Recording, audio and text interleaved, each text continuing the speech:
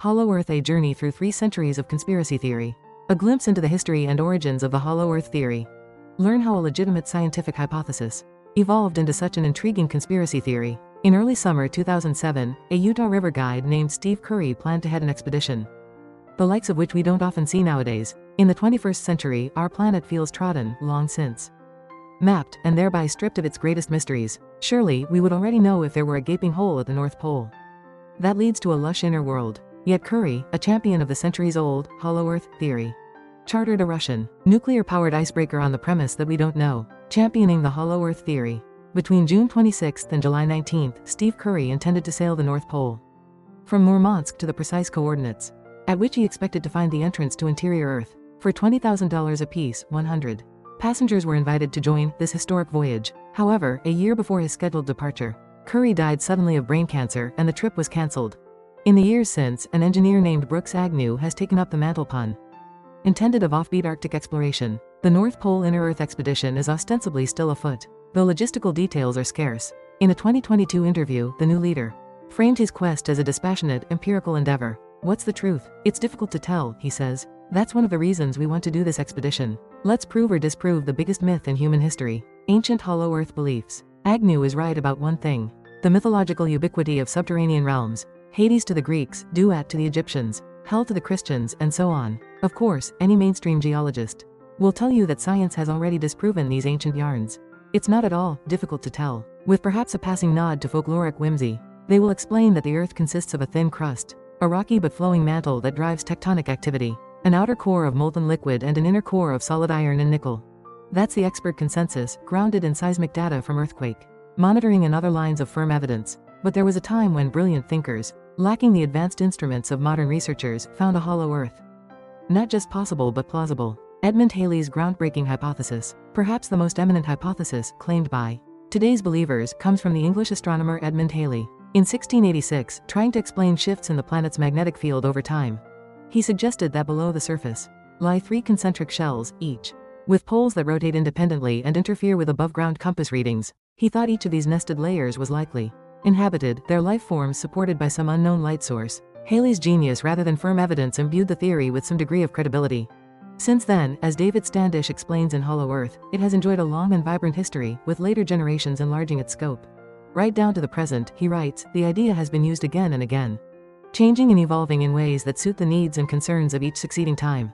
The search for Sims holes. It was one thing for Halley to speculate on the bowels of the Earth, and quite another for an eccentric American trader named John Cleves Sims Jr. to seek them out. In 1818, he published Circular No. 1, both an account of his views on the subject and a vow of action. "I pledge my life in support of this truth and am ready to explore the hollow," he wrote, "if the world will support and aid me in the undertaking." Such an undertaking seemed reasonable in light of his new contribution to Hollow Earth theory.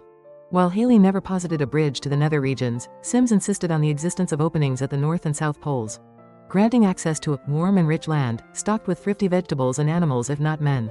In his telling, these Sims holes spanned thousands of miles and curved so gently you could sail into them without noticing the transition. His evangelism mostly met with ridicule, and his dreams of a government-funded expedition went unrealized. Sims never did make the trek north, but his ideas blossomed throughout the 19th century in the early science fiction works of writers like Jules Verne and Edgar Allan Poe, who in turn inspired future believers. Admiral Byrd's expedition. These days, another pillar of the Hollow Earth narrative, though he may not have embraced this reputation, is Admiral Richard Byrd, an American explorer who led the first flights over both poles in the 1920s. Despite numerous visits to the northern and southern extremities, Byrd never once mentioned an opening. Nevertheless, to substantiate their claims, Hollow Earthers routinely cite this enigmatic remark from 1947, "I'd like to see that land beyond the pole." That area beyond the pole is the center of the great unknown. Talk about a gold mine of open interpretation. Hollow Earth literature. The closest thing this fringe movement has to scripture is a book titled The Hollow Earth and subtitled, The Greatest Geographical Discovery in History Made by Admiral Richard E. Byrd in the Mysterious Land Beyond the Poles: The True Origin of the Flying Saucers. Published in 1962 by Raymond Bernard, a man devoted to various strains of esoterica. It reflects many of the strangest notions piled upon Halley's old idea of an onion Earth. Certain as he was of our advanced alien neighbors in the basement, Bernard thought we might look to them for guidance and salvation in this era of mutually assured destruction. Perhaps this elder wiser race may save us from our doom. He writes, preventing a future nuclear war and enabling us to establish a new age on Earth, an age of permanent peace. From Vikings to lost tribes, the quest continues. Bernard's is a particularly utopian vision of Hollow Earth, but it's just one of many. Some imagine it to be inhabited by Vikings, dinosaurs, escaped Nazi scientists, or the lost tribes of Israel. The still active webpage for Curry's 2007 voyage provides an especially detailed picture and itinerary. First, they plan to find the river Hiddekel and sail up the river to the city of Jehu. From there, expedition members could take an inner-earth monorail train to visit the lost Garden of Eden, located under America on the highest mountain plateau of the inner continent. If they got lucky, perhaps they could visit the palace of the king of the inner world. Quite the bang for your $20,000. Rodney Clough, a prominent member of Agnew's long-gestating expedition, has never harbored any doubts about what they would encounter upon reaching the pole. "I've come up with substantial evidence from scripture, from history, from science, that our Earth is indeed hollow," he said in a 2022 interview. Clough believes it to be the site of both heaven and hell. Earth's core, as inaccessible as the sun for all practical purposes, has always made a handy repository for our wildest fantasies. Besides these riveting tales, the reality 8,000 solid miles of lifeless, churning minerals may seem rather dull. The Hollow Earth conspiracy stands strong. In the refutations of science, self-respecting Hollow Earthers will hear only a pitiable close-mindedness.